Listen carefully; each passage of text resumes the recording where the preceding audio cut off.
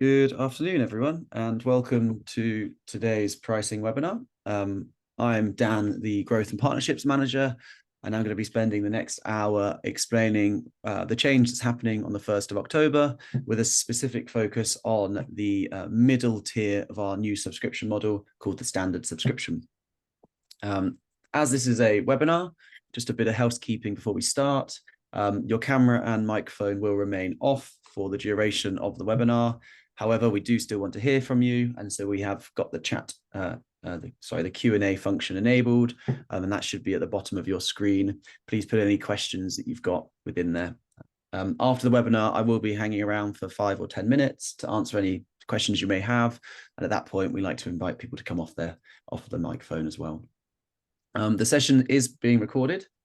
So it will be uploaded to our YouTube channel, but please give us 3 or 5 days, so probably by next Monday.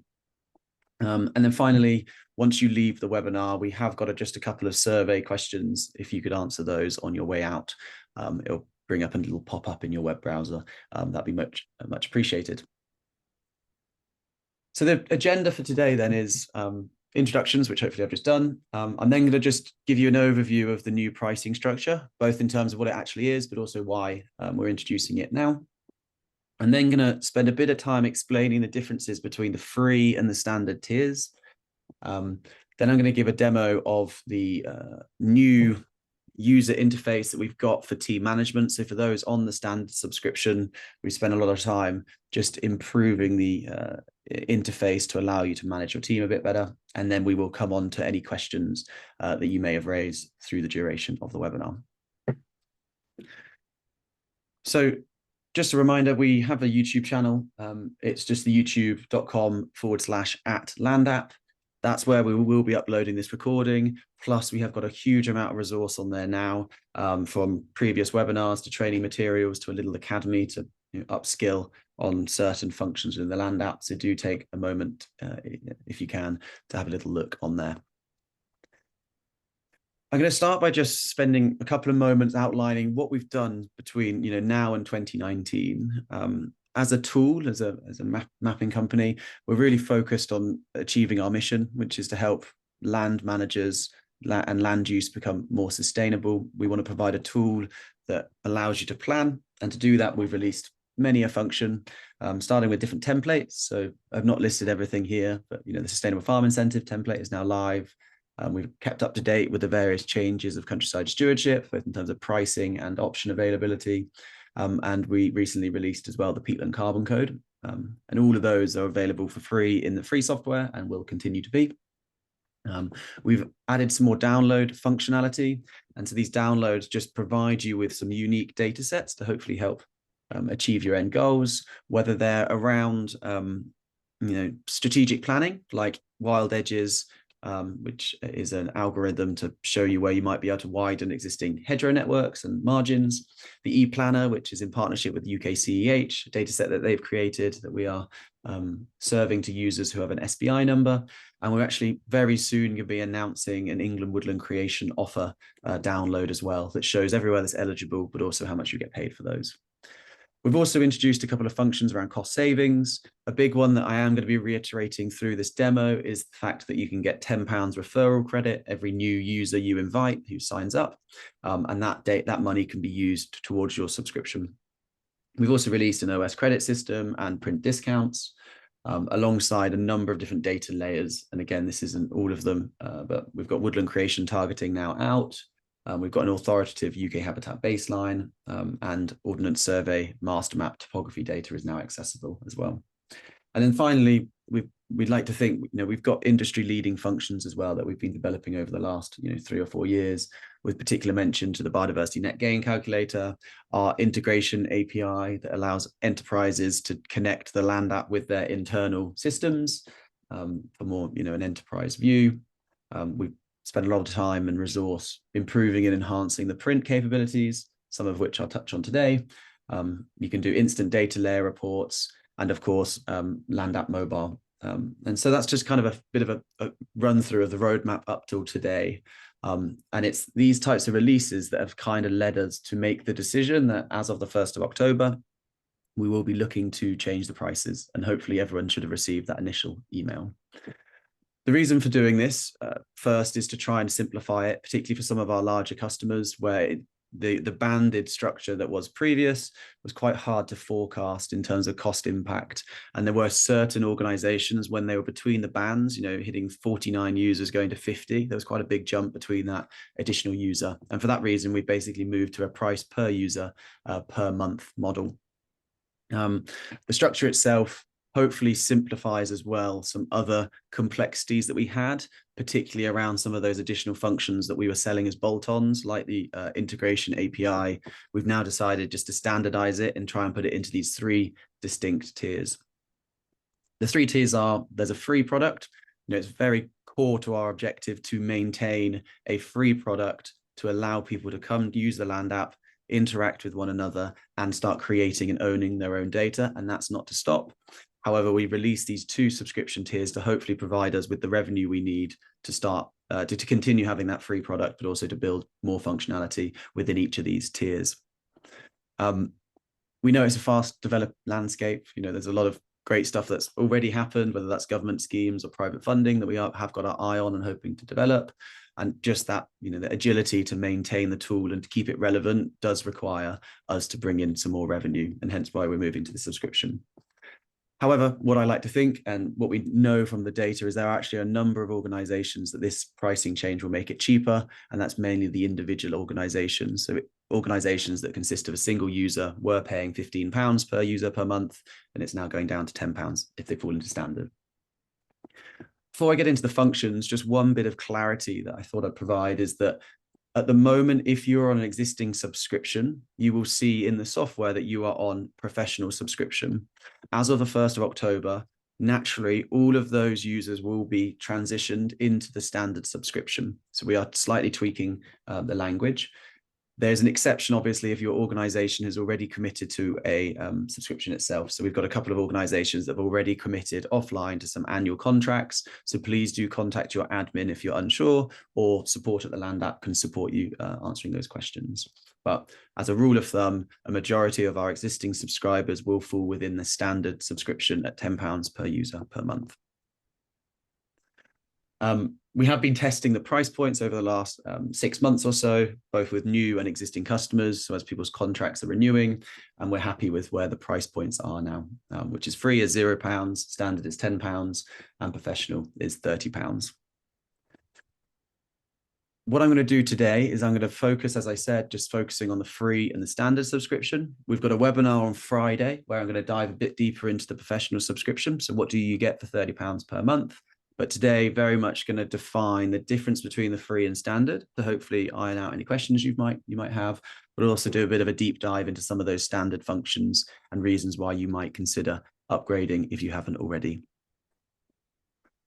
So this diagram has been hopefully shared by email, and as a follow-up, we will be sharing it again, but it includes some of the key features of what's being contained. But I've got a couple of slides now that's going to hopefully clarify a couple more points. So the first thing to touch on is just what's happening with the free subscription.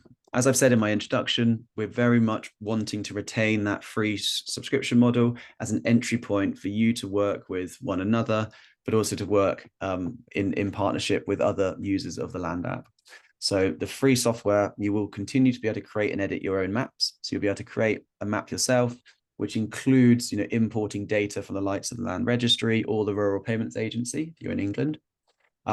You as a free user can also be invited into a map by a paid subscriber, so a standard or professional user, to edit their maps. So you could be working with an agent, for example, or advisor, and the free user can be invited into that map and to edit.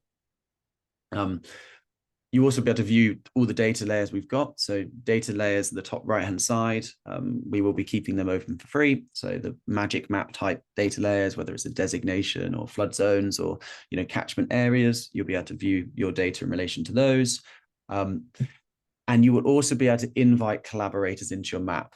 We are, however, at the moment limiting whether those collaborators can edit or not. And so what that means is an individual free user can create their own map. They can invite people into that map, but those that they invite into that map will be view-only collaborators. So you will not be able to invite, edit only collaborators. You will be able to, however, print plans. You will be able to earn £10 referral credit for every user you invite. And the reason we've kept it £10 is that means that every user you invite and every email that gets accepted, you technically can get a free month of standard paid for. So every year, if you refer 12 email addresses, you technically don't have to pay for your subscription, and the software's referral system will pay for it instead. As you own your own data, we're not limiting those free users to be able to export their plans as GIS files. So you will still, in the free software, be able to download shape files, KML files, GeoJSON files, etc. However, about 6 months ago, we already have limited what you can export in terms of plans. And so this is a download, for example, of a formatted stewardship agreement ready for you to put it into your application. Reason for that is once you get to that point, we'd like to think that you've already received £10 worth of value from the software. And then that final point, as I've touched on, is you will own your own data. It's very much at the core of what we're doing. We need the people that create the data to own the data. Please check our terms of use for any exceptions to that, particularly around third-party licenses that you might purchase through the app. And then the final thing to say is that live customer support has been a real asset for the Land app, and Simla is actually on the call at the moment, who's been manning that for the last number of years. But just as the company grows, it's not sustainable for us to constantly give live, immediate advice to every one of our users. And we're just going to have to prioritize who we speak to and when. And we've taken the decision to reduce the amount of live customer support that free users get. You still will be able to message the support team. However, there might be a delay in receiving a response. So if you want and expect instant replies from us, we'd obviously love to have you on the standard subscription so we can just commit more time to you. So hopefully that's cleared up free, and please do put in the Q&A if there's any other questions or queries. And at the end, I'll come back to the slide if we need to. And so then transitioning from free, when you do upgrade to standard, all of those things on the right-hand side will be allowed. Actually, I missed one, quite main one, I apologize. The final thing is to say that you won't have allowed to have more than 4 maps active in free. So before I go on to standard, and what that means is you can have an unlimited number of plans in a single map. So you can download your field parcels and create stewardship agreements, but independent maps will be limited to 4 per user. We won't delete anything above 4. So say at the moment you're on the free software and you've got 10 maps in your account, we will just archive the oldest 6 maps, so that the 6 maps that have been edited furthest ago. So we just keep those most live, most relevant maps unarchived, and they will be automatically moved to the archive button. If you do upgrade, that limit is removed, and we're going to be introducing, and I'll show you in a moment, an unarchive all button. So if you don't manage to upgrade by the 1st of October, that's not a problem. You can upgrade whenever you want, and you'll be able to unarchive all those maps to be able to visualize all of those maps. As I said, in the standard subscription, then we've got 4 maps active. So you'll be able to, more than 4 maps active, so we're not limiting there. You will be able to invite editors as collaborators, and those can be free users or paid for users. So you can still work with your network of free users, and you will be able to export the plans as CSV, and then you will have live customer support. In addition to all the free product, so the drawing tools, etc., the standard subscription will contain Land App Mobile. So it's in version 1 at the moment. Version 2 has been scoped out and is underway in terms of development. Timeframes on that is to be decided, but probably early 2024. You'll be able to run an unlimited number of data layer reports. So that means when you take your boundary and you ask Land App, which data layers does my boundary intersect? The total hectares of priority habitat or flood zones, but also which data layers does it not intersect? You are not in a designation, you're not in this area of interest. We also can view corporate ownership details. So if you're in the standard subscription, it's one of the things I'll show in a moment, but you can now click on the land registry and view the owner and retrieve the address and postcode and name of the business that owns that land registry title. We're also we've released some additional base maps. So for example, the LiDAR data is in for England, and we've got our eye on a couple of other base maps that will fall into the standard subscription as well. Also, by moving into a standard subscription, there's a lot of enhanced collaboration functions that will help both at an admin level. So we can consolidate the billing. We make it easy for you to manage your growing team and filter certain maps and start sharing maps in a certain way. in particular map of maps, which is a way of, and again, I've got a slide on that in a moment, of visualizing multiple plans in the same map window. As a note, just to reiterate, when we first released Map of Maps back 18 months ago, we were charging per map and we had these thresholds. That is no longer the case. Even as of today, any subscriber, so anyone paying a subscription, can publish an unlimited number of maps. We've not limited that within the existing subscription or when we move to the new standard subscription. So please do use Map of Maps to your heart content, and that old pricing logic has been removed. And then the final one, which is hopefully quite a big attraction, particularly if you're printing lots of maps, is that we are changing the keeping the reduction, sorry, to be 20%. So you've got a 20% discount on any premium prints. So that's any Ordnance Survey data, plus any, Bing imagery, Mapbox maps you might print as well. And so if you start looking at how much you're spending on free, if you are printing, it might be worth moving up to standard just to get that 20% off the premium prints. Okay, so I think that's the main changes. In the professional, I'll be talking about that on the Friday's webinar. But if you do have any other questions about that, please do let me know.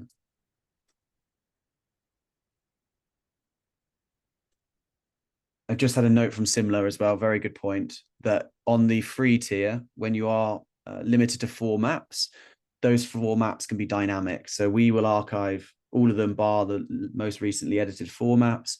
However, if you wanted to archive 1 or 2 of those, you can choose which other 2 to unarchive. And so you just have 4 maps that are in circulation, but they can chop and change. So what I'm going to do is I'm going to do a bit of an overview of, I think, 5 of the key functions that you find within the standard subscription to try and just make sure, 1, you're aware of them, and 2, encourage you to join the standard subscription if you're not already. As a note, everything I'm showing now is available for anyone who's subscribing at the moment in the existing subscription tier. So the first one is this view corporate ownership I mentioned in my slide just then, which is we save you time for understanding who owns certain land parcels for England and Wales. And with Scotland, we've not quite got that function up and running yet, although we are looking to. What that means is you can turn on the freehold or the leasehold data sets, like this image is showing, and you can click on a particular parcel. We then, on the right-hand side, have this button called View Owner. You can click that button, and what it will show is it will show the name of the business and the address of that title number, providing that they are a corporate ownership. And what I mean by corporate is that they're not a privately owned title, and therefore you'll be able to see their address.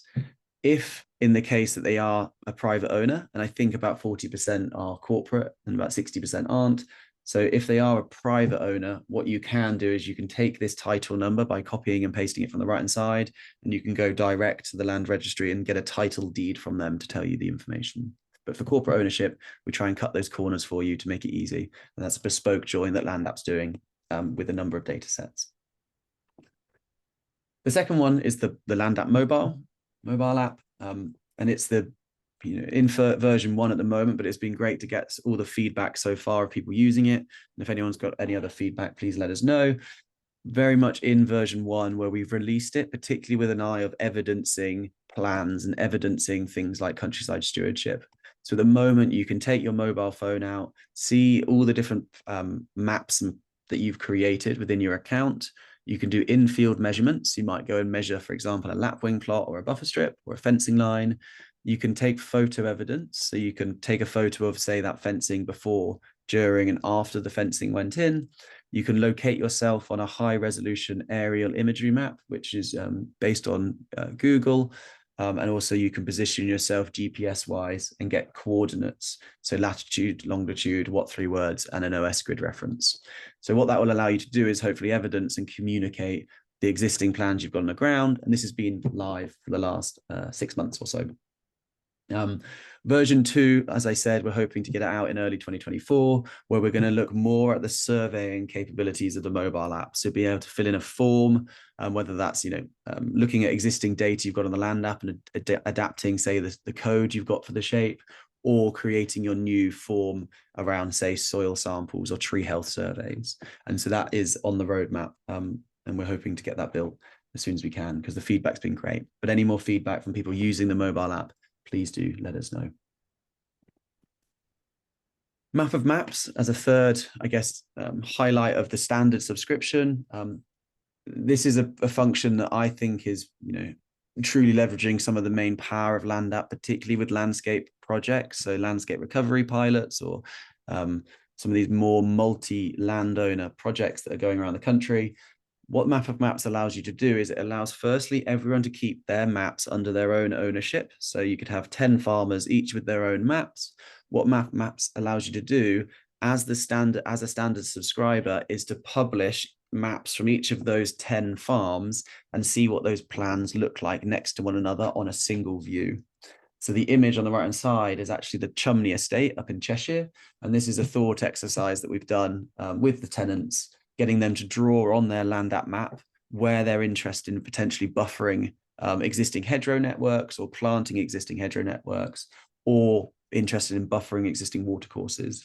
So this map is actually 21 different farms all stitched together, 21 different farms with different maps that all got different collaborators, where the LandApp on behalf of that standard subscriber has stitched them together and have given them a single layer to see that landscape impact. So if you are running a landscape recovery project, or you're working as a cluster, or you're trying to achieve some, shared outcomes across ownership boundaries, Map of Maps is a really nice function for you. The other benefit really is that it allows you to work from a single source of truth. So Map of Maps updates every 24 hours. So say we had those 10 maps stitched together and one of them updated their map today. By tomorrow, that updated thing, whatever it might be, that new hedgerow, that cover crop that they've drawn, or that woodland that they want to plant, will be showing on Map of Maps. So you're no longer having to manually export data from these multiple maps. You're getting a live view every 24 hours as it updates. Just to reiterate, we haven't got a limit in how many maps you can publish. That used to be the case, no more. So an individual standard subscriber can go and publish as many maps as they wish. And then the final point, as I keep reiterating, is you get that portfolio view as a landscape. So if you're an agency, for example, what Map of Maps can act like is a bit of a CRM system. You can publish a boundary or publish a BPS plan for 1,000 of your clients, visualize them on the Map of Maps so you can see the location of all your clients relative to one another, which hopefully might be able to stimulate some collaboration. But also when you click on the shape, and obviously this is an image, but you can click on, say, this margin, and on the right-hand side, it will tell you the name of the map that data is coming from. So if you are, for example, working with someone who's trying to target a certain location, and your Map of Maps shows a particular landowner in a particular location, it's very quick to know which map that data is coming from, and then hopefully allow you to contact that landowner for whatever reason. The next point just to say is that printing functions within the standard are greatly increased, and there's a couple of key points to flag up. The first one, as I've mentioned, is the discount. So if you are printing regularly, 20% off can make quite a big difference, and hopefully therefore can justify that £10 a month. And that covers both Ordnance Survey and being a map box. The other thing that you can get in the standard subscription is you also can share those print extents with your teammates. And what that means is if two of you are in the same organization and you're both working with the same area of land, only one of you needs to purchase that print extent, say the Ordnance Survey data for a particular estate, and one of your teammates can come and reprint that exact same extent free of charge. And the reason for that is when you purchase a print through the LandApp, you're buying a 12-month license for your organization to use that data. And so, me and Simla, for example, could be printing the same estate map, and we're just getting, that cost saving because we're not printing the same area twice, 3 times, 4 times. We're only printing it once, and we're sharing that extent. And I'm only saying extent because then you can be bespoke on what the content is. So you can maybe print it twice, one of them showing basic payment and one of them showing the estate tenancy map, for example. And then the other thing you can do as a standard subscriber is you can actually save the formatting of what happens around the outside of the print. So if you spend 10 minutes adjusting the header and the footer and changing the logo and the legend, you can, as a standard subscriber, you can click the little save button and save that frame as a consistent way of mapping. And what that means, when you come and print either the same extent or somewhere else, you can load the same frame, which has the logo and the legend and the title all fully formatted for you, which means in a day you can print 10, 20, 30 maps that all look identical very quickly. And that's printing. So any questions about that, please do put it in the Q&A. And then the final one, before I do a bit of a live demo, is that we are updating our UX, which I'll demo in a moment. But by moving into standard, you have access to a function that we call team management. And a team management is basically an admin dashboard for you to start to manage and maintain LandApp as a central place for all of your team's geospatial data. And I'm going to walk through that in a moment, but high level, you can do things like downloading billing reports. So if you're a team of 2 or more, you can start to track how much each person is spending, whether they've assigned job codes to those. So you might want to pass over some of those costs to your clients, for example, and you can get a nice report. And you can also add to those billing reports an accounting email. So you might have an accounting team that don't use the LandApp, that just want to receive a monthly report. That monthly report will be automatically sent. Also, using team management, you can add and remove users very easily. So your team might be growing, you might have changing personnel, which is absolutely fine. And you can very easily manage them in the accounts dashboard. And the other thing you can do is assign team tags. Probably won't have too much time to demo it today, although I'll touch on it. Is team tags just allows you to assign certain individuals to certain teams within your organization. And that can be based on sector. You could have a tag for ecology, tag for agriculture, tag for estate management, or it could be, regions. So it could be tag for Southwest, tag for Midlands, tag for Scotland, etc. And that means that you can filter their maps based on their tags, which means that people aren't seeing maps that aren't relevant to themselves. And then the final point around the team management element is quite a critical one, is just the organization owns the IP to the data. So on a free account, as my slide says, whoever's email address that is, legally, by our terms of use, owns that data, with the exception of the third-party licenses. But legally, that user, if they create a map, a farm plan, a stewardship plan, that end user owns the data. By moving into a standard subscription and getting your team to move into a standard subscription, the IP or the legal ownership of that data belongs to the organization, not the individual, which means for continuity reasons, say you've got a team member, for example, that's done mapping for the last 12 months, but in the next 2 months decides to leave and move jobs, which happens naturally in life. When they leave, all of those maps are retained to the organization. They don't leave with the data of your clients. And for, just for data security and protection, that is arguably one of the most important pieces. So particularly if you're doing outreaching, client-facing work, that you need continuity, you need that data to be owned by the organization. Moving into standard secures that and provides you with a very easy way of moving data back into the admin's hands if personnel change over time. Okay, so I think what I'm going to do now is I'm going to bring up a demo of the new team management interface. So bear with me while I get this up.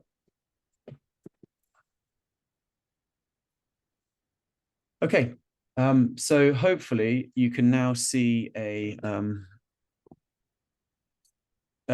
screen that just says new map. I've just, for demo purposes, and I'm on our test ecosystem. So what it looks like now won't be live until the 1st of October, but I wanted to give you just a sneak peek into how it will work. And in particular, I'm looking at the admin side of things, not the functions within the LandApp. So functionally, most things are staying the same. I mean, those that use the LandApp often might have noticed that the new button is moving from the left. At the moment, it's at the right-hand side, but we're just getting it to, so top left is naturally where people's eyes start. But the functions in terms of shared with me, etc., and archive remain the same. As mentioned, unarchived all is now a button, which means that if you're a free user and we archive some of your maps, when you upgrade, you will be able to bring all of those unarchived maps very easily back into My Maps. The first thing I want to show you before I go through the upgrade flow is just to show you the accounts page. So I'm going to click the little icon at the top right. Apologies if my head is floating on Zoom in the way. You might want to drag me to the bottom left. I'll be doing a bit in the top right now. And hitting the account button. And what this does is that this there brings up my account page. In here, it tells me a bit about my personal profile, and every unique user will be able to see this settings page. So be able to update at the moment I'm on a free account, update my profile, my mobile number, my sector, etc. And I can also change my organization type. So hopefully that makes it a bit easier for you to just update your data. I'll come to the upgrade in a moment, but we've now password changing. That should be a bit easier now. So on this page, you can come in and change your password directly, which is always a good thing to do. Within the members, I'll come on to that in a moment. And subscription is the other point for free users. That's quite important. Here is where you can control at an individual level what subscription tier you fall in, what cycle you're on, how much it's going to cost, etc., etc. So this hopefully is self-explanatory, but the other section in this free one is my usage. So you can see of my active maps, I'm only using 1 of 4. If I create a new map, that will go to 2 of 4. Once I hit 4 of 4, it won't let me create a new map until I archive 1 map. Okay, so we're just limiting the number of maps, mainly because we've detected a number of users have got 500 maps and they're still in the free software, and they're the type of people we want to encourage to move up the subscription tier. For those OS partners as well, there's not many of you, but if you are an Ordnance Survey partner, we do have the ability for you to put in an OS Maps API key as well.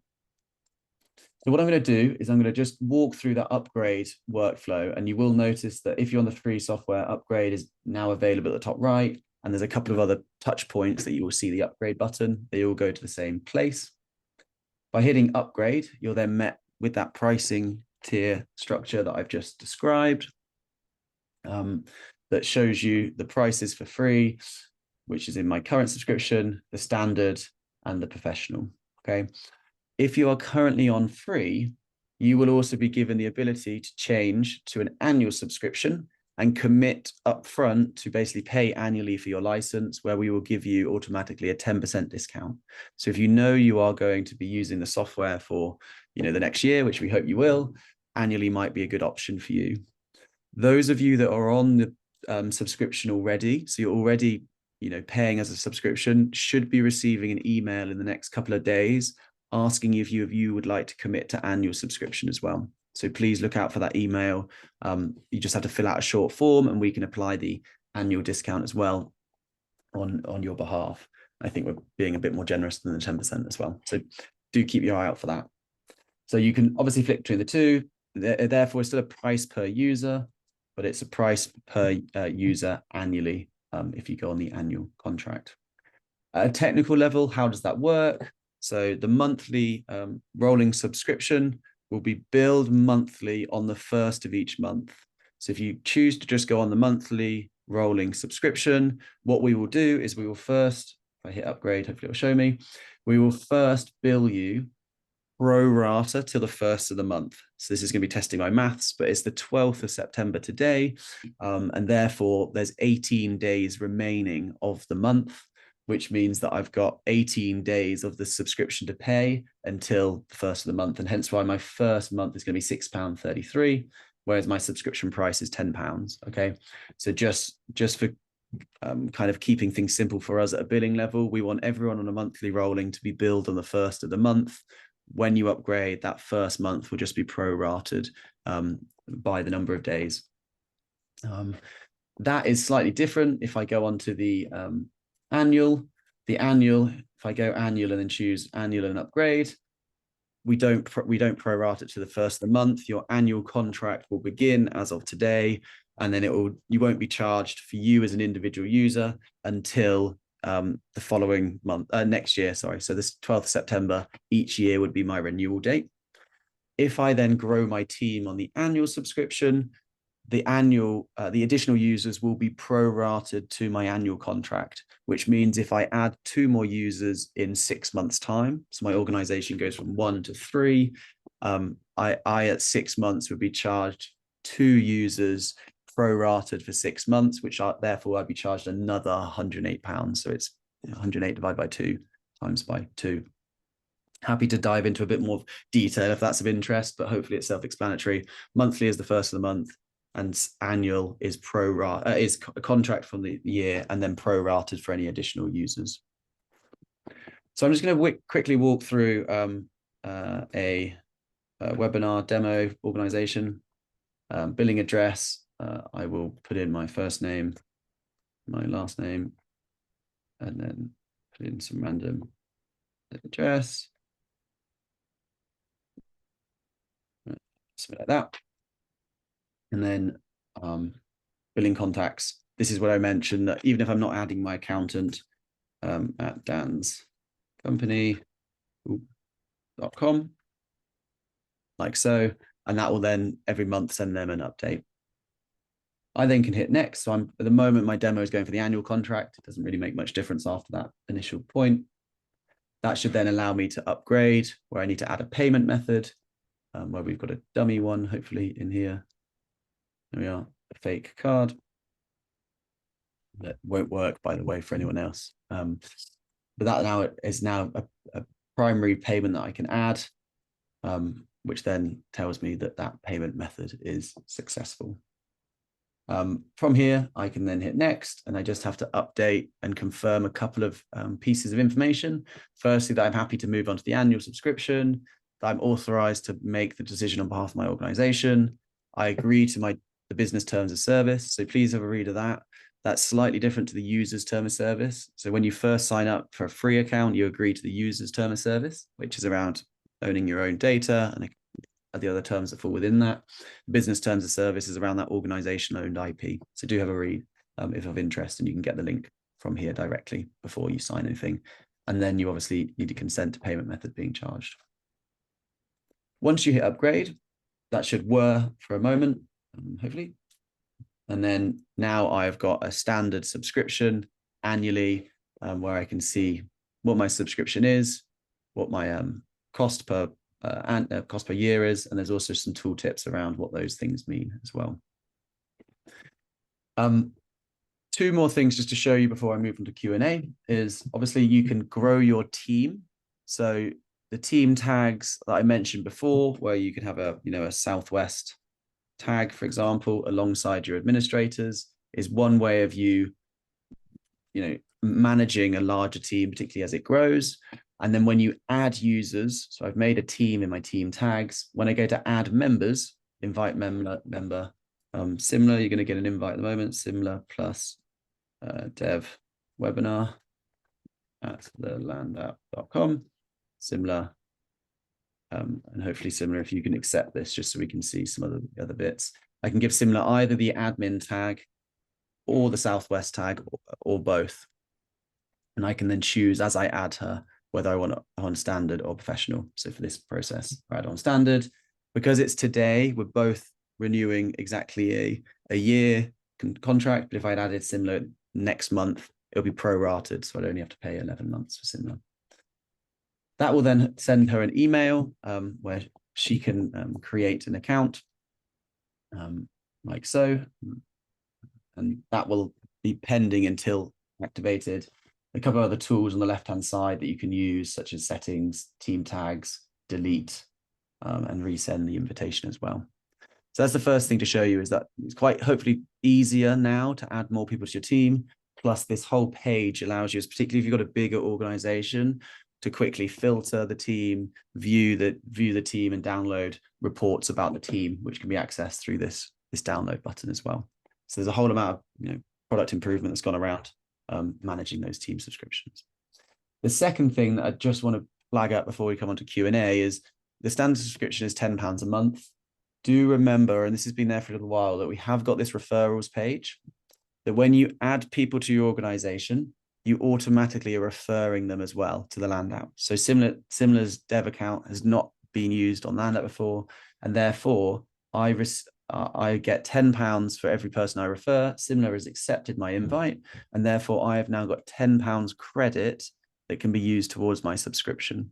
So my monthly standard subscription for me could be covered just by Similar accepting that invitation. Okay, so just be aware, by growing the team and inviting new users in, they don't have to join standard. You can invite free users into the software. By getting them to accept the email, you get £10 credit, which will cover your month's subscription. You can add new people in here. And everyone that accepts and activates their email address will mean £10 for you and £10 for them. Okay, I think just leave 20 minutes for questions, and obviously I can come back and demo. But thank you all for listening. Please do put any questions in the Q&A and we'll go through them now. Question from Anonymous. If you get a chance, could you explain how the OS Maps credit works and whether we can use OS Maps prints for use in EIA submissions to the Forestry Commission, or give a link where we can find out? Yeah, so it's a really good question. So OS credits are basically a way of you paying Ordnance Survey royalties for browsing Ordnance Survey data. By default, when you first create an account, you're automatically assigned 30,000 credits, okay? So just to quickly show you that, I've got a new map here, which I can rename demo map. And I can actually, just as a demo, assign it to my Southwest team. So just to show you how they use and how they work in principle, is that once I'm in my map, OpenStreetMap, Bing imagery is free to browse on. So these ones you won't get charged. You can zoom in and out and use the data as you wish. Once you turn on, I'll just zoom out a little bit just to start with. Once you turn on one of these freemium data sets, so any of the Ordnance Survey data, what will happen is in the bottom of your screen, it will tell you whether that is open Ordnance Survey data. So they have a data set called Open Vector, OS Open Vector, and this at certain zoom level is free. As soon as I zoom in, it turns from free, which you can see, to still free, to premium. So you can see now it's gone at level 10 to premium. And the reason that's paid for is Ordnance Survey is now displaying the exact location of certain high value features like buildings. And what that means is as I browse around, so at the moment I've used 2,000 credits just to load that in. If I browse in again, those credits are getting eaten up as I use them. So if you're using credits, what I would recommend is don't scroll around loads, otherwise those credits are going to be eaten. If I zoom in again and get that one map, you can then see the credits are being consumed. The way that they work is just how many tiles of data you load. So the more zoomed in and you scroll around like this, the less tiles are being consumed. So if you're just looking at the building, the more zoomed in, the better. If you're quite far out, you're going to be consuming more tiles of data, and therefore the data layers are going to go down quicker. The cost of them is actually defined when you hit add OS credits. So when I hit add OS credits, it tells you roughly how much data you will get for each of those things. So 50 screen for £4.50, you get 50 screens of the OS base map, or 1,000 screens of the OS Leisure. And the OS Leisure is just this other data set, which is slightly less data heavy. That looks a bit like this. Okay, so when you go in to buy OS credits, you can see how much you're going to cost. Obviously, we give you a discount the more you buy. So that's the first thing to say. That's kind of you paying OS royalties for browsing data. And then the answer to your second point around, can you use OS map prints for an EIA assessment? Yes, providing you follow their guidance on what needs to be contained. Printing on Ordnance Survey base maps is an authoritative base map. So for planning applications and EIAs, they should be accepted, providing that you followed their guidance on, say, the scale of the print and what needs to be contained and the titles and the reference numbers. But in terms of the actual location, the OS base map and the shapes of those things are authoritative. Just quickly, another one's come about OS credits. How long does a view using OS credits last before you're charged? The answer is, providing you don't move. So if I load up this, providing I don't move from here, I won't be charged. It's not gonna keep eating data as I'm looking at it. But as soon as I move the frame, that's when I'm going to be charged. Okay. So top tip to avoid eating too many credits is basically start on a free base map like Bing imagery. Find the location that you want to be looking at Ordnance Survey master map data on, get the frame right, and then just load up a single frame of credits like so, and that's going to be minimum usage of credits, okay? The more you browse around and drag with it left on, the more credits that are being consumed. Marcus, will the map of maps struggle with data volumes if publishing layers involve more than 50 megabytes? Yeah, good question, Marcus. So map of maps will not, so map of maps and that 50 megabyte limit are not associated with one another. The 50 megabyte limit is per plan. So per layer you have on the left-hand side, our upper limit is now 50 megabytes. what technically happens when you publish two plans. Say you've got a plan of 30 megabytes and 30 megabytes. When you stitch them together, they aren't 60 megabytes together. The Land app basically reduces the resolution of them and packages them in a different way. So probably the total of that 60 megabyte file goes down to about 5 megabytes. So no limit, just if you are uploading a single plan that's near 50 megabytes, there's some, there are some performance issues depending on what your computer is. So many and often is better than one big file if you can. Hopefully that makes sense. Question from Kim. Hi, I'm very interested to know how detailed the Land app maps watercourses, ditches, streams are so we can understand the connectivity of land to watercourses. Hi, Kim. Yes, good question. So we've recently got access to quite a good watercourse network that's not currently in the software. And that's part of an Ordnance Survey open data set called the Water Network. We're looking to get that in. It's not in at the moment. The only ways that you can get watercourse data is one through OpenStreetMap, and OpenStreetMap seems to be putting in more watercourse data. Two, using an Ordnance Survey master map base map. So if I turn on the OS master map, you see it's got slightly more definition of where those locations are, but those are raster data, which means they're just images of the things. And then thirdly, we are releasing some more water data layers that will hopefully be of use. The ones we've got at the moment are things like flood zones, which allow you to see where the flood extent is. We are looking to get the locations of the watercourses as a file or as a layer in here. We've got it as the data point. We just need to find some time to put it in. So accuracy is very good if you're using an Ordnance Survey base map and you can see the blue lines. In terms of what's on the data layers on the right hand side, there's room for improvement. Let's put it that way, Kim, and hopefully we can work closer. But if there's a particular data layer, Kim, that you are looking for, please let us know in the chat. Thanks. Another question from an anonymous listener. Will there be options to map hedgerow condition surveys or soil management plans soon? Yeah, really good question. And the answer to that is yes. As part of the mobile app V2, we're looking to release a couple of survey forms. Both of those you've mentioned, hedgerow condition and soil management, are on the list.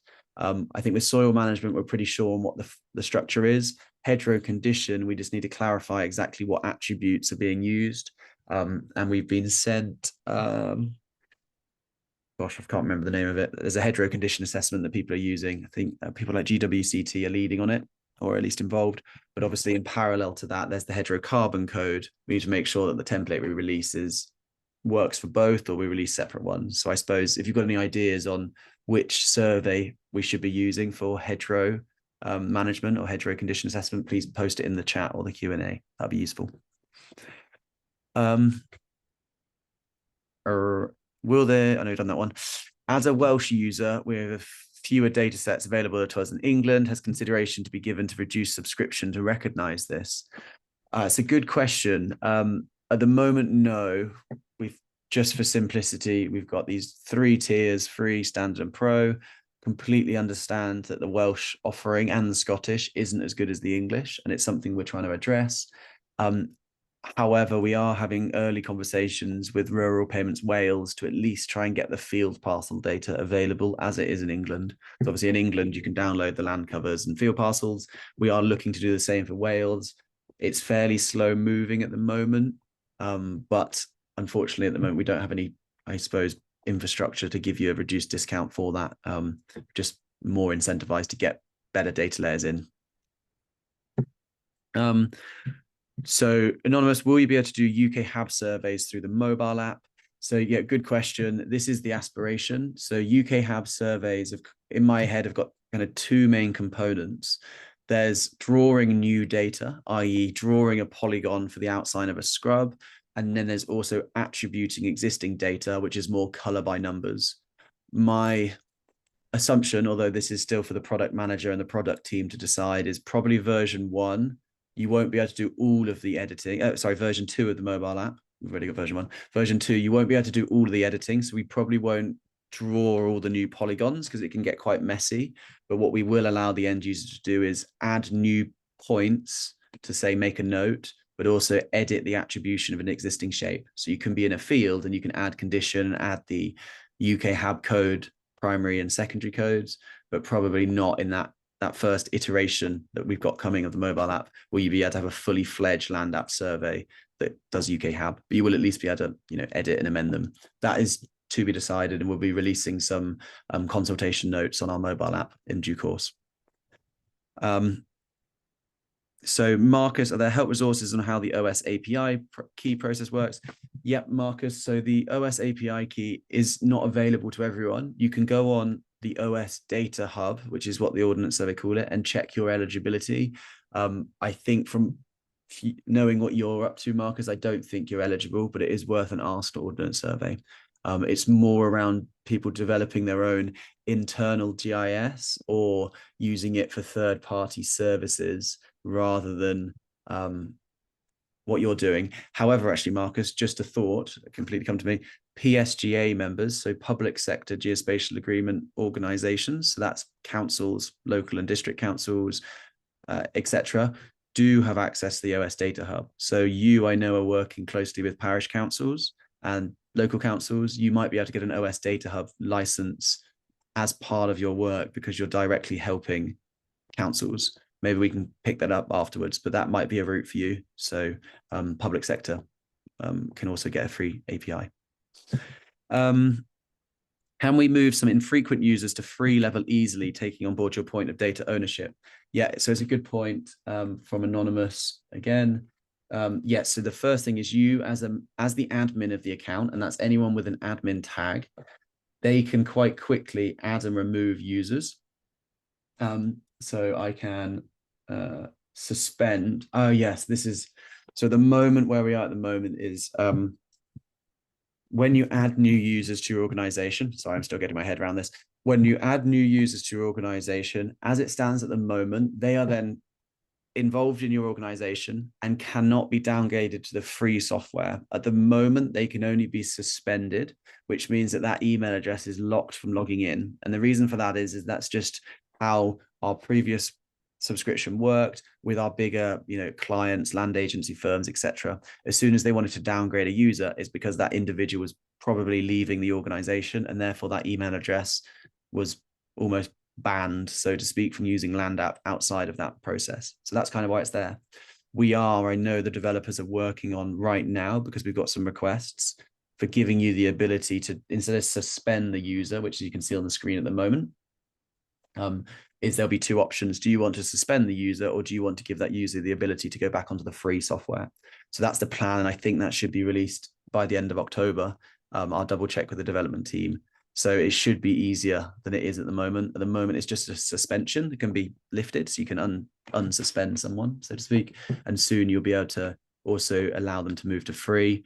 And upon moving them to free, need to double check. Similarly, you might know whether the organization can choose whether that individual takes their own maps with them or loses their maps on the way out. But I can't quite remember which route we're going for at the moment.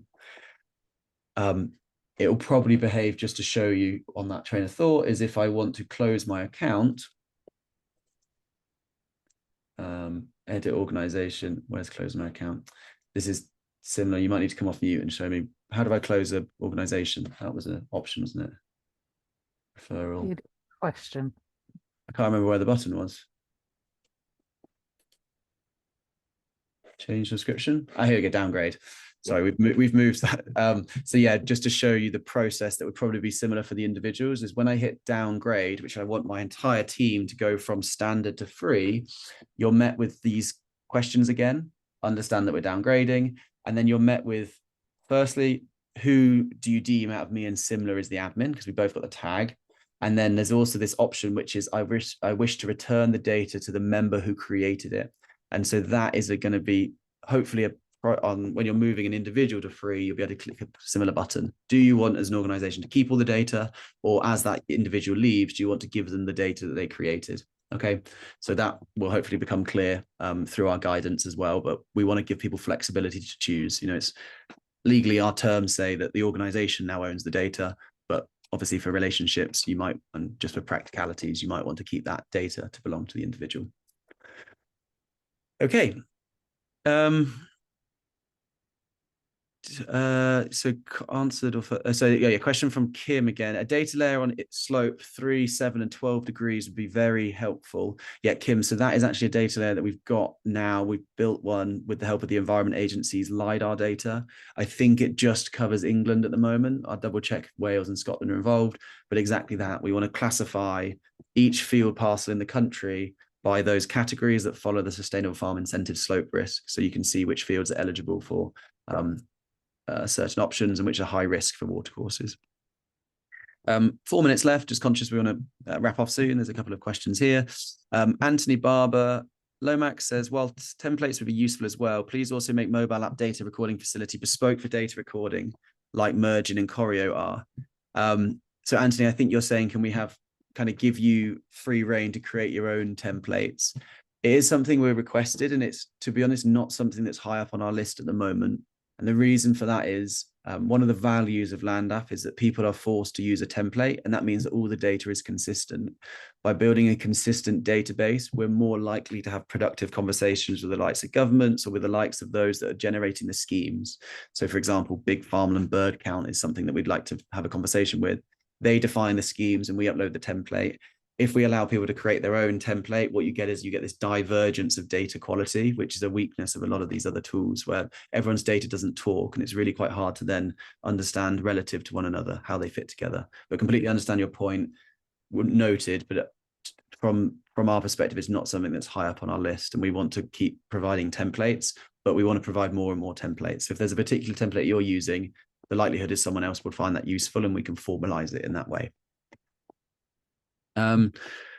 Question from Laura: what information do you need about hedgerows? My colleague might be able to help. So Laura, it's basically just what's the leading defined mechanism that's hopefully acknowledged by government for how you assess a hedgerow. So what are the different questions that you ask in a drop-down list? I know there's obviously like 9 different ways you can categorize a hedgerow condition based on its structure, but is there a formal template that we'd recommend? And I know I think there's 2 out there at the moment. So it's just which one do we go with? Until the hedgerow carbon code has been signed off, is there still one? And I know, for example, in the beta or the higher tier, they used to have an assessment as well. So it's just understanding from our users what that hedgerow template should look like. David Lewis, is the mobile app available in full on standard subscription, email indicated photo only? Yeah, so David, at the moment, we haven't released that version 2. I know the infographic that we shared, mobile app V2 is in professional. That's still TBC. As is, everything that's entire in the mobile app at the moment is available in standard. So that's the GPS positioning and coordinates, that's the measurements, that's the photo evidencing, and that's the satellite base maps. So that's all available in the standard subscription. When we release version 2, it's still up in the air where that sits, and that's to be worked through with our various customer groups and advisors. Right, we've got 1.5 minutes left. I missed. Oh, yeah, Laura, the session is going to be recorded, so I can do that.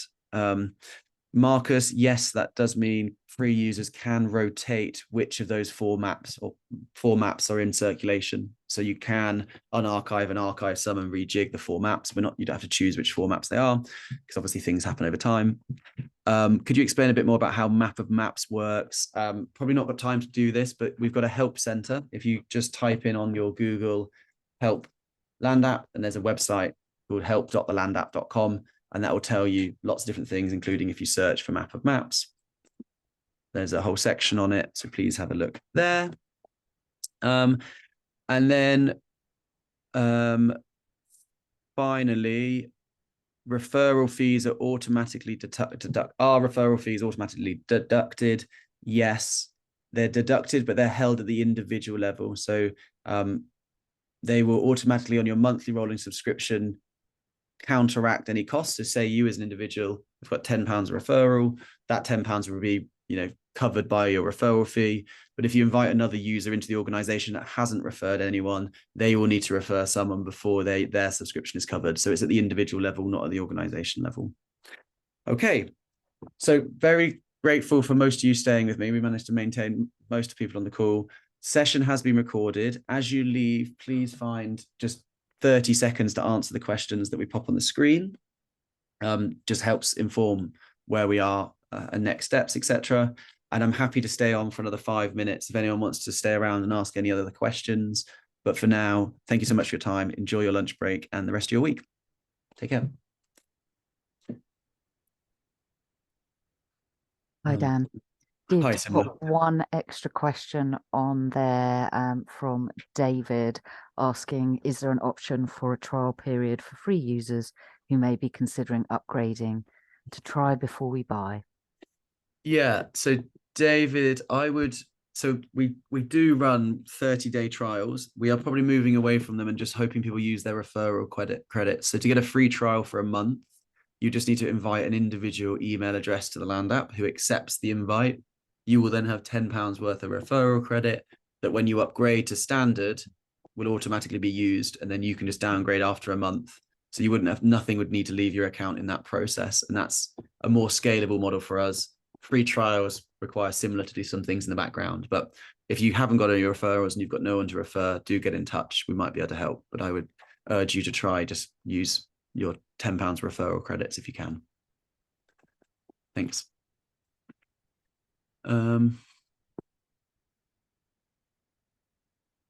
What courses? Okay. Cool. Thanks. I think just one other has come in from Tiffany Turner about the webinar recordings. So I know that you did answer that one, but Tiffany, if you missed that, yes, they will be recorded and posted to our YouTube channel. I think we said in about 3 to 5 days. Yeah, I'm going to try and get it out by Friday, but looking at my calendar, that might not be possible. So it might go up on Monday. Great. Oh, Okay. we've got another one in from Kim, if you've got time, bottom of the Q&A. Yeah, alert modeling. So question from Kim, the Environment Agency. Yeah, so I think it's called like the Agricultural Land Environmental Risk something alert. It's something it's data we've got. So Kim, it sounds like a project we're working on in the background is going to be of real interest to you. We've managed to receive some funding from Northumberland County Council and groundwork up in the North Coast, where they basically want to provide lots of insight into how to model a farm's water risk at the moment, but also where to focus on interventions to reduce that risk. And that's risk of flooding, risk of pollution, etc.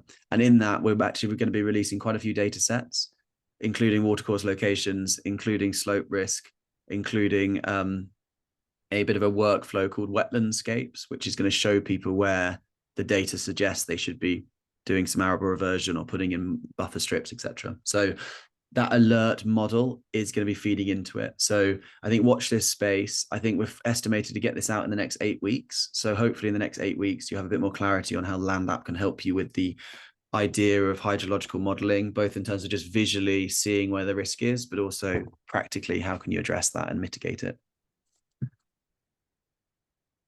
But yeah, I agree. The alert tool is a really, really interesting bit of software, and we're keen to,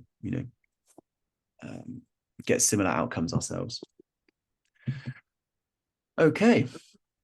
The chat. Oh, you're welcome, Kim. The chat sheet seems to be gone quiet. Unless similar, you got anything else to add? I think we can call it a day and go grab a sandwich.